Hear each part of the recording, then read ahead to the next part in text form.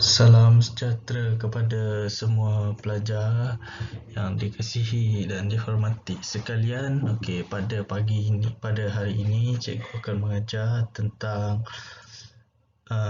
sebuah topik bertajuk pengaruh multimedia kepada tingkah laku seksual berisiko. Okey. Tajuk ini terletak di bawah bidang kesihatan diri dan reproductive. Ini adalah tajuk kita iaitu pengaruh multimedia kepada tingkah laku seksual berisiko. Okey, tengok dekat sini multimedia. Okey, sebelum cikgu proceed ke slide yang kedua, cuba kamu fikir sejenak apakah antara multimedia yang kamu tahu. Okey, tengok dekat gambar-gambar ni. Ini adalah contoh bahan rancangan awal. Apakah itu multimedia? Okey. Okey, kita terus kepada slide yang kedua. Okey, pengenalan terlebih dahulu. Media massa memainkan peranan penting dalam dunia hari ini. Media massa merujuk kepada pelbagai teknologi yang digunakan untuk berkomunikasi yang kadang-kadang dikenali sebagai multimedia. Okey.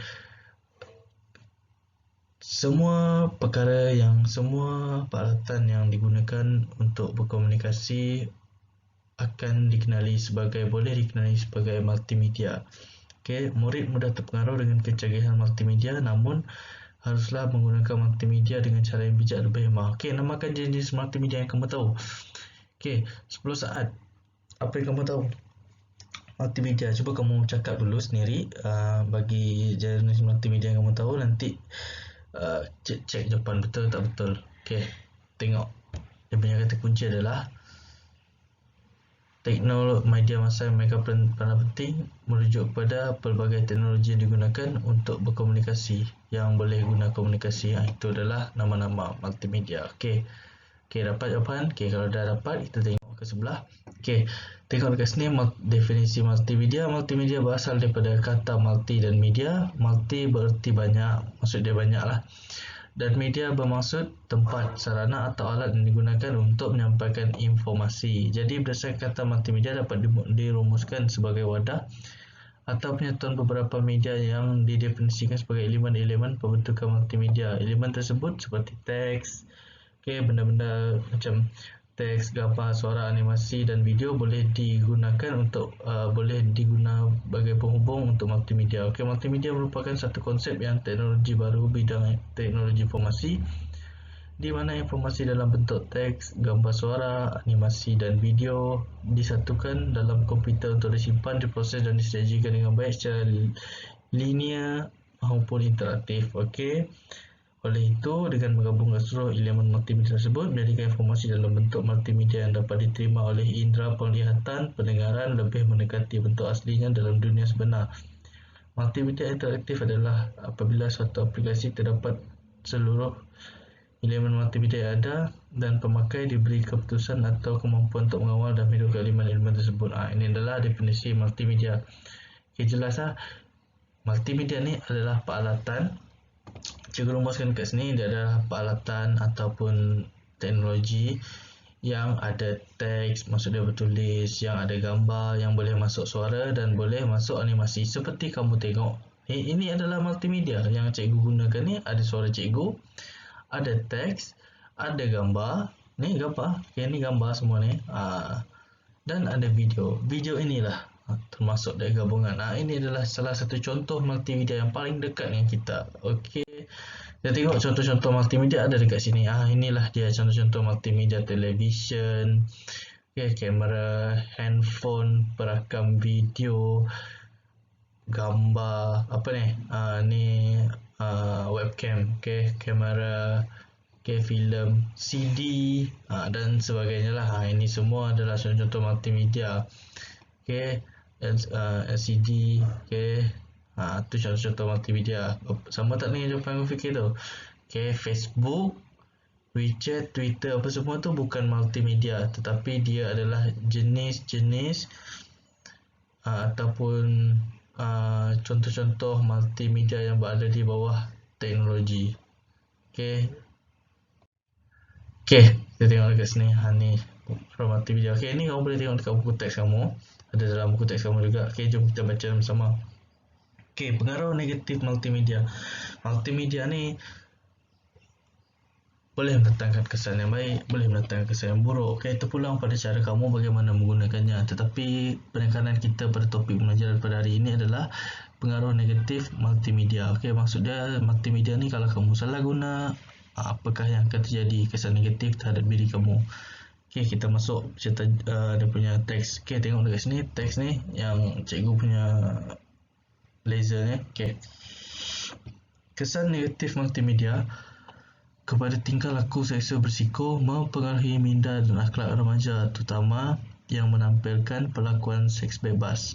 Okay, multimedia ni macam-macam. Kamu boleh tengok gambar, kamu boleh tengok tulisan, kamu boleh tengok video, macam-macam lah. Semua dia ada dekat multimedia. Okay, informasi seksual daripada media cetak dan media elektronik membawa pengaruh yang negatif kepada tingkah laku seksual. Bahan pornografi daripada majalah, VCD, DVD dan telefon pintar boleh mempengaruhi pemikiran dan tingkah laku remaja. Tengok. Multimedia ni tak ada sekatan. Okay, sekatan dia adalah diri kamu sendiri. Kamu ataupun kita semua tak dapat nak halang orang tu keluarkan CD lucah ke, orang tu keluarkan DVD lucah ke, orang tu keluarkan cerita-cerita yang aksi-aksi ganas, bertumbuk, pukul, bunuh sana sini, penggal kepala. Okay, itu semua adalah aksi-aksi ganas, tingkah laku yang bahaya. Okay, jadi kita takkan dapat halang. Cuma diri kamu yang boleh kontrol kamu, boleh kawal tingkah laku kamu supaya jauhkan diri daripada perkara-perkara yang tidak baik ini, daripada multimedia yang negatif ni, ataupun kamu salah gunakan multimedia. Okay, seorang perempuan yang hamil tanpa berkahwin telah melakukan perkara yang menyimpang daripada norma hidup dan agama. Okay, mana-mana agama pun melarang umat dia untuk melakukan seks sebelum kahwin. Okey, sangat-sangat salah.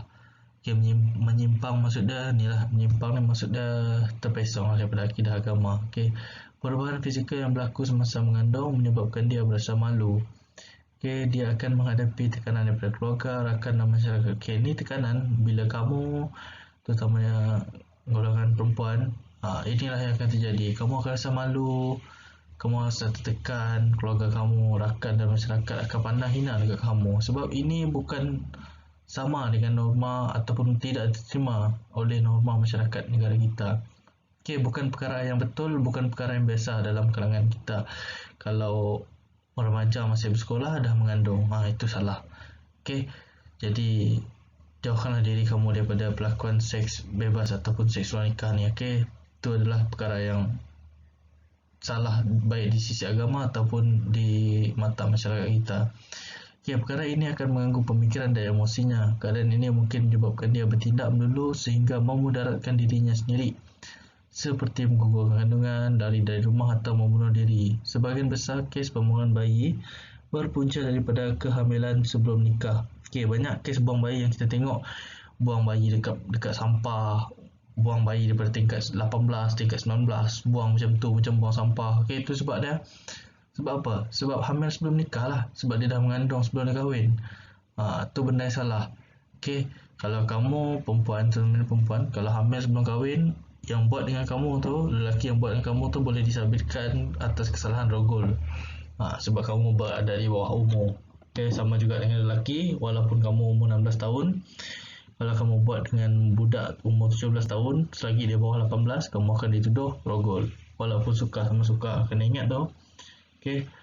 Seterusnya, seks sebelum nikah memberi kesan yang buruk pada lelaki. Lelaki yang terlibat dengan seks sebelum nikah mungkin akan menjadi semakin tidak terkawal lalu mengamalkan seks bebas. Okay, dia akan jadi ketagih dengan seks. Ini kesan negatif lah pada lelaki. Lelaki yang buat seks sebelum nikah ni, dia akan mendatangkan kesan yang buruk juga lah pada diri sendiri. Seperti dia akan ketagih, lepas tu dia akan buat lagi, cari orang lain dia buat lagi. Jadi dalam masa setahun tu ada 5-6 orang dia buat.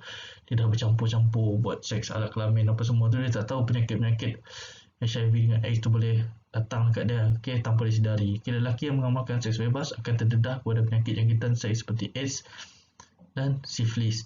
Okay, sifilis, kamu cari perkataan ni, kamu tengoklah betapa gelinya bila seorang tak ada sifilis. Okay, tingkah laku ini akan merugikan negara kerana remaja adalah aset negara yang berharga. Okay, pelakuan seks sebelum nikah ialah perbuatan yang mencemarkan nama baik keluarga dan merosakkan masa depan remaja, di samping meningkatkan risiko penyakit jangkitan seks. Pelakuan seks sebelum nikah tidak digalakkan kerana perbuatan ini mencerminkan tahap keruntuhan moral yang serius dan dilarang oleh semua agama. Jika masalah ini dibiarkan berterusan, masa depan generasi muda negara kita akan dicemari oleh perkara-perkara negatif dan di luar sifat kemanusiaan. Seterusnya, masalah ini akan juga merosakkan sistem institusi kekeluargaan. Pengaruh negatif multimedia banyak menyumbang kepada tingkah laku seksual berisiko. Justru remaja perlu mempunyai pegangan agama yang kuat, hargai institusi keluarga yang dimiliki, libatkan diri dalam aktiviti kurikulum untuk mengisi masa lapang dan mengelakkan diri daripada terlibat dalam aktiviti negatif. Setiap individu remaja bertanggungjawab untuk menjaga maruah diri, menjaga maruah demi masa depan yang sempurna. Okey, tengoklah kesannya. Okey, cikgu jelaskan dekat sini macam mana daripada multimedia ni kamu boleh musnahkan kamu punya kehidupan sendiri kalau kamu tak berhati-hati untuk menggunakan multimedia. Okey, jadi sila berhati-hati ketika menggunakan multimedia kerana ianya mendatangkan banyak kesan negatif kepada diri kamu sendiri, terutamanya dalam golongan remaja apabila kamu salah gunakan multimedia. Okey, seterusnya tengok dekat sini. Okey, ini adalah contoh penyalahgunaan multimedia. Okey, yang pertama, okey, kita tengok situasi, kita bincang tentang situasi ni. Okey, contoh dia, Alexander berasa bosan berseorangan di rumah pada hujung minggu. Dia mengajak rakan perempuan sekelasnya, Sheila dan Amirah, datang ke rumahnya untuk menggunakan komputer peribadi milik ayahnya menonton filem aksi jenayah yang memaparkan adegan seks dan keganasan. Apakah yang patut Sheila dan Amirah lakukan? Okey, ini adalah contoh macam mana penyalahgunaan multimedia berlaku dalam kalangan remaja. Okey, tengok dekat sini, dia ajak dua orang rakan dia untuk ke rumah. Apa yang sepatutnya kalau kamu di tempat Sheila dan Amirah untuk menolak ajakan Alexander ni? Okey, dekat sini cikgu jelaskan macam mana nanti kamu akan buat latihan berdasarkan situasi yang lain pula. Kamu akan jelaskan tindakan kamu lah. Okey, bila kamu berada di situasi yang macam ni, di situasi Sheila atau Amirah ni, kamu boleh pastikan kamu ada bukti yang kukuh untuk melaporkan kejadian ini ataupun bagi tahu ibu atau bapa kamu tentang perkara ini, dan seterusnya ibu atau bapa kamu akan memberitahu kepada ibu atau bapa atau penjaga kepada Alexander ini tentang perbuatannya yang telah menghampiri kepada penyalahgunaan multimedia. Okey, benda ni akan datangkan kesan negatif, kesan yang sangat tidak baik kepada kamu bertiga sekiranya kamu bertiga terus merahsiakan tindakan ini daripada kedua ibu bapa kamu.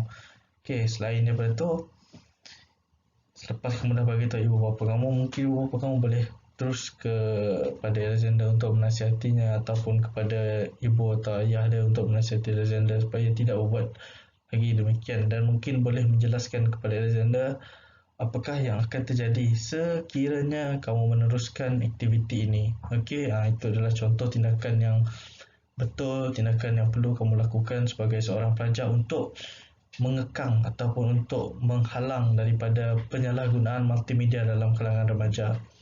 Okey, seterusnya situasi yang kedua ni, selepas pulang dari sekolah, Fauzan mengajak Imran untuk ke kafe cyber bagi mengisi masa terluang. Namun setelah beberapa ketika, Imran ternampak Fauzan sedang melalui laman web yang berunsur lucah. Apakah yang perlu dilakukan oleh Imran?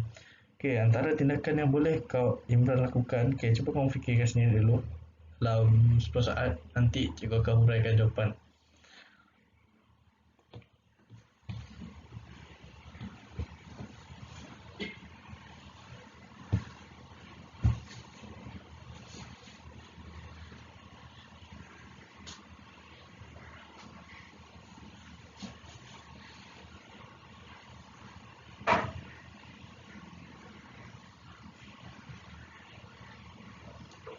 Okey, dah dapat dah jawapan. Okey, antara jawapan yang cikgu punya jawapan cadangan, okey, yang kamu boleh buat, cikgu bagi idea dekat sini.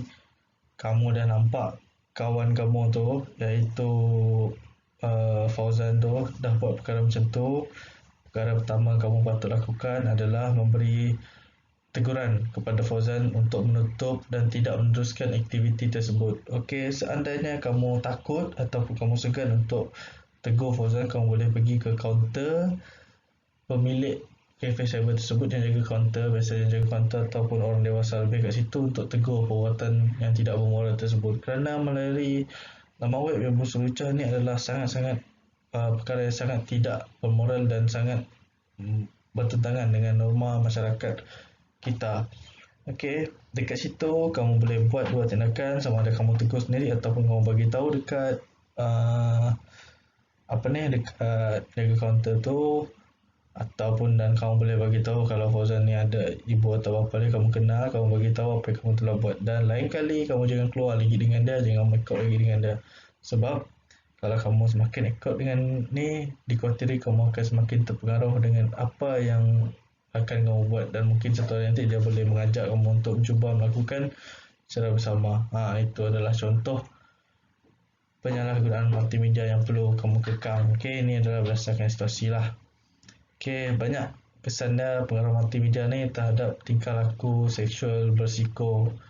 Okey, tajuk kita hari ni lebih tekankan kepada kalau kamu salah gunakan multimedia, kesan dia kepada seksual, tingkah laku seksual berisiko. Sebenarnya multimedia ni banyak mendatangkan kesan, bukan saja kepada tingkah laku seksual berisiko, datang kesan kepada keruntuhan akhlak kamu, datang kesan kepada keluarga kamu, kemerosatan pelajaran dan sebagainya. Tapi kita lebih tekankan kepada tingkah laku seksual yang berisiko, iaitu mendorong kamu untuk melakukan perbuatan seksual di luar batas norma masyarakat, ataupun sesuatu yang salah lah di luar norma masyarakat yang biasa. Okey, benda ni bukan perkara biasa untuk dilakukan oleh golongan remaja.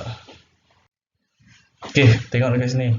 Okey, ni adalah apakah kesan sekiranya kamu melakukan seksual sebelum kahwin ataupun melakukan hamil di luar nikah, hamil anak luar nikah. Ni adalah contoh-contoh dia apa kesan-kesan. Okey, yang pertama sekali adalah kamu akan terlibat dengan seks rambang. Ini terutama dia lelaki. Okey, ni lebih kepada lelaki. Bila kamu dah biasa buat benda tu sekali, kamu akan buat berkali-kali dengan orang lain. Okey, termasuk juga dengan perempuan. Okey, sama juga seks rambang ni, sekali kamu dah buat, kamu akan cuba untuk buat dengan orang lain lagi, sampailah kamu akan menyesal seperti nanti. Okey, itu adalah kesan yang pertama. Okey, seterusnya menggugur kandungan. Okey, tengok ni kandungan ni, ini adalah janin. Okey, kamu gugurkan kandungan terutama perempuan. Sebab apa? Sebab kamu tak bersedia lagi untuk menjadi seorang ibu, kamu tak ada pendapatan, keluarga kamu tak tahu benda ni, kamu tak nak, kamu malu, keluarga kamu malu dan sebagainya, kamu gugurkan kandungan. Macam ni dah jadi dah. Okey, seterusnya anak tidak sah taraf ni. Maksudnya anak tu tak ada bapa yang sah. Kamu sukar untuk mendaftarkan kelahirannya dekat Jabatan Pendaftaran Negara, ataupun sukar untuk buat sijil lahir dia. Sebab ibu kepada anak luar nikah tersebut tidak disahkan berkahwin menurut dokumen, jadi amat sukar untuk anak tersebut disahkan sebagai anak yang lahir dengan cara yang betul. Okey, seterusnya bercanggah dengan agama. Mana-mana agama sekalipun melarang untuk melakukan seks di luar nikah. Okey, seterusnya kemerosatan pelajaran. Lelaki perempuan baik sekalipun akan berlaku kemerosatan pelajaran sebab tertekan dengan situasi yang dihadapi. Dan contoh, kalau dah tahu hamil sebulan 2 bulan tu, kamu akan mengalami kemerosatan pelajaran sebab tekanan, fikirkan benda-benda yang akan jadi, apa kamu nak buat dengan kandungan tersebut dan sebagainya. Okey, ini adalah hamil sebelum nikah. Okey, banyak golongan remaja yang hamil sebelum nikah di negara-negara yang mundur, negara yang sedang bangun, terutama di Indonesia, Thailand, Vietnam, India dan sebagainya lah. Banyak lagi lah negara-negara yang hamil sebelum nikah. Okey, seterusnya selain daripada itu, ianya juga mencemangkan marah keluarga, kerana ini adalah bukan sesuatu yang baik. Ini bukan sesuatu kebanggaan untuk keluarga kamu sendiri. Okey, jadi ianya mencemangkan marah keluarga kamu sekiranya kamu ditangkap ataupun telah melakukan suatu perkara yang di luar norma masyarakat. Okey, dan mencemangkan marah diri sendiri. Okey, kamu menjejaskan marah kamu sendiri dengan melakukan perbuatan yang salah di sisi undang-undang ataupun di sisi agama. Ini antara isi-isi dia, antara poin paling penting risiko seks sebelum nikah. Okey, seterusnya kita balik. Kita dah habis tentang bincangan multimedia tu. Multimedia boleh bawa pada kesan. Cikgu terangkan dekat sini semula, jelaskan balik. Multimedia ni adalah sebenarnya perkara yang baik, benda yang sangat baik kalau digunakan dengan betul. Mana-mana benda sekalipun kalau kamu guna dengan betul, dengan baik, akan mendatangkan kesan yang positif dan kesan yang boleh membantu kamu untuk berjaya melangkah ke hadapan. Tetapi kalau kamu gunakan sesuatu tersebut dengan tidak baik, ianya akan mendatangkan banyak kesan negatif, banyak kesan yang buruk pada diri kamu sendiri. Okey, jadi dekat sini hari ini kita dah bincang macam mana pengaruh multimedia ni dia boleh mendatangkan, dia memberi kesan kepada tingkah laku seksual berisiko, mendatangkan kesan-kesan yang tidak baik kepada kamu, terutamanya golongan remaja yang sentiasa ingin mencuba sesuatu yang baru. Jadi itu adalah sangat-sangat bahaya. Kamu sangat terdedah pada risiko-risiko ini. Okey, jadi saranan cikgu dekat sini, berhati-hatilah dalam menggunakan multimedia. Minta pendapat orang yang lebih dewasa, lebih pengalaman untuk menggunakan multimedia tersebut. Jangan main tam sembarang. Okey, nah itu adalah untuk hari ini punya pembelajaran. Jadi sebelum itu latihan pengukuhan untuk topik ni. Okey, yang pertama sekali kamu buka buku teks muka surat 135. Tengok dekat sini. Cikgu dah tulis latihan pengukuhan ni, kamu rujuk kat sini nanti.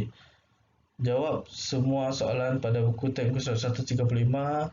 Jelaskan tindakan anda dengan tidak kurang daripada 30 patah perkataan. Dia banyak sebenarnya, dia ada 3 situasi. Jadi kamu akan huraikanlah tiga-tiga situasi itu apa yang perlu kamu buat macam cikgu huraikan tadi. Okey, jawab tiga-tiga soalan tersebut dan cara dia kamu salin balik situasi tersebut, salin arahan, salin situasi balik, lepas tu kamu nyatakan tindakan kamu dekat sebelah gambar, tak payah lukis. Okey, kalau kamu boleh print, kamu print lah gambar tu atas step. Lepas tu kamu gunting cantik, buat cantik dalam buku kamu tu. Okey, lepas tu senaraikan 5. Ini soalan kamu tulis sendiri lah. Senaraikan 5 jenis multimedia yang kamu tahu. 1, 2, 3, 4, 5. Cikgu dah terangkan tadi, kamu boleh gunakan apa yang cikgu terangkan tadi lah. Itu saja untuk latihan ni. Buat dalam buku, nanti kita akan semak secara bersemuka. Okey, sekian sahaja untuk kelas hari ini. Itu saja. Terima kasih.